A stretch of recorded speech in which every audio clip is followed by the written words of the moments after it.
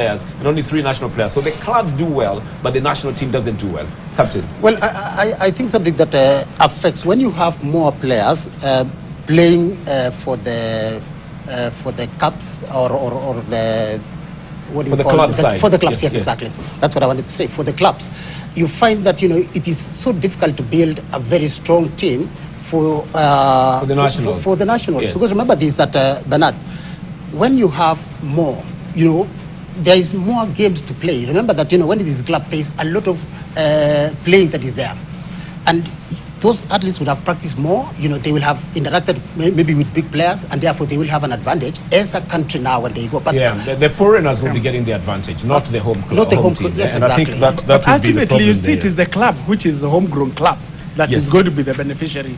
No, you have to decide whether you want a strong league if you want to take it the money way.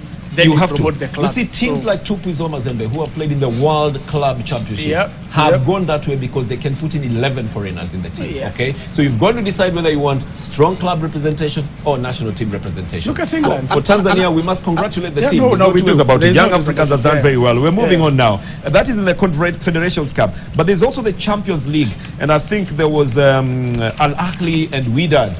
And the first leg has been played. Al Ahly won it 2-1. The second leg is being played this weekend, and that should be Wydad versus Al Ahly. That should be in Morocco. So if third Mohammed V, yes, where Morocco famously beat Brazil, absolutely. So if that is one there, then it will be another story altogether. Let's move on now. The FKF Premier League here in Kenya. We're moving very fast because of time, and we've got a very special interview coming up for you with our guest next. So the FKF League at the moment is certainly heading to the wire, no doubt about it. It's either Gor Mahia, Tusker, but now there's a third horse in it as well, a horse in the name of Nzoia. When you're looking at the number of points, the difference is very small because Tusker lost their match to Azito. Gor Mahia won theirs against Ulinzi, and another team that is coming in there is called Nzoia. They have 63 points. Tusker have 65. Gor Mahia have 67. It's only one match away from losing it or one match away from getting it. And we have only 2 rounds remaining. Captain, let's start with you.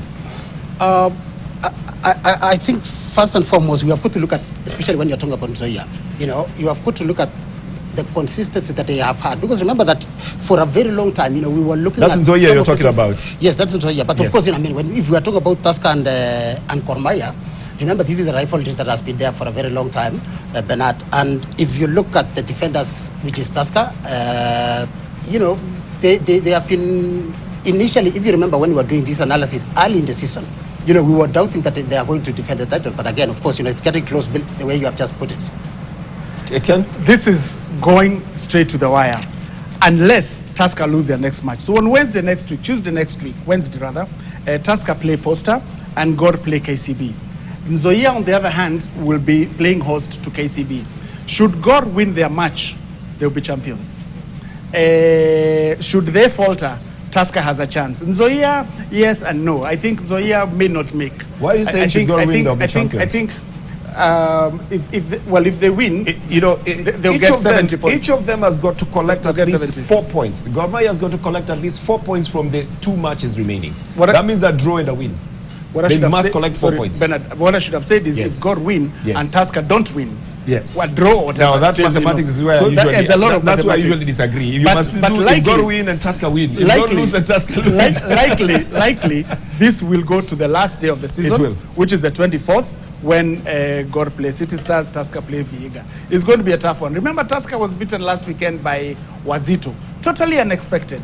Yes, Wazito is fighting relegation. Wazito is fighting relegation, but now there is also a big problem. Vihiga beat FC Leopards, and that caused a lot of bad blood between the fans of FC Leopards and the team itself. In fact, they were wondering why the team should even be there. Fans actually told them to pack and go if they don't want to play. Now the captains have been stripped of their role in captaincy because they did not provide leadership, and a lot of other things are going on. So that Vihiga, you should not relegate it at this last moment because they have nothing to lose. They'll play for everything. Vihiga is already relegated. The truth is, no. they are being relegated, but you know they're playing a team that is gunning for the championships, and that is So why they have nothing to lose. they have nothing to lose. Yeah. A team that has nothing to lose like that will play for everything. They will enjoy themselves. They'll frustrate you. Sometimes teams just come to spoil your game, not necessarily for anything In fact, else. Ben, I wanted to say, you know, there's nothing as dangerous as a team that has nothing to lose. Absolutely, absolutely, Yeah. absolutely. So That's the same thing we are facing on Saturday during the Champions